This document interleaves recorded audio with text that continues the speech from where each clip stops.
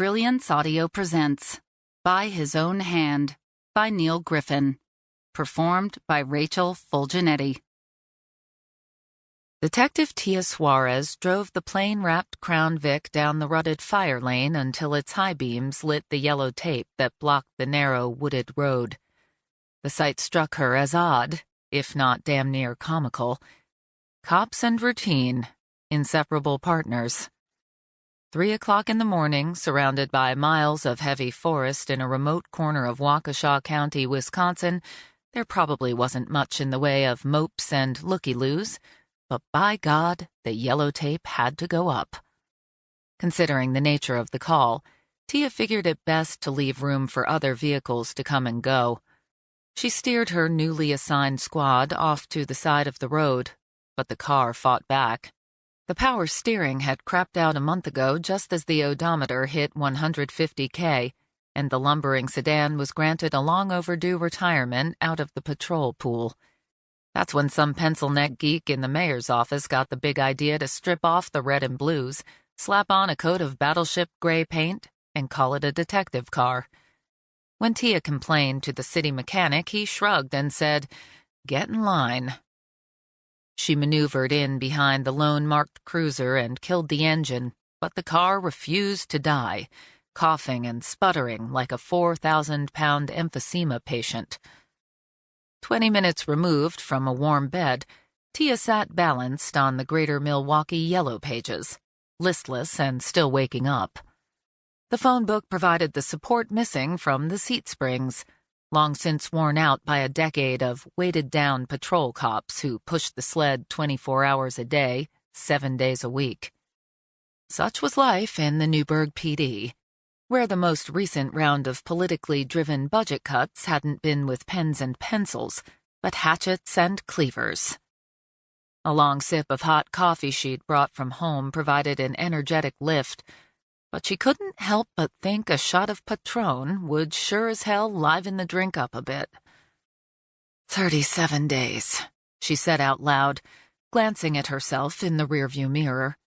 With a quick shake of her head, she pushed off against the near-constant temptation and turned to the task at hand. Time to get to work. Tia gathered up her writing pad and pen, ignoring the department-issued computer tablet and body cam recorder buried in the center console. Not for the first time, she wished the feds in Washington would fork over some grant money to replace her car, instead of handing out whiz-bang monitoring equipment that was just more Big Brother bullshit.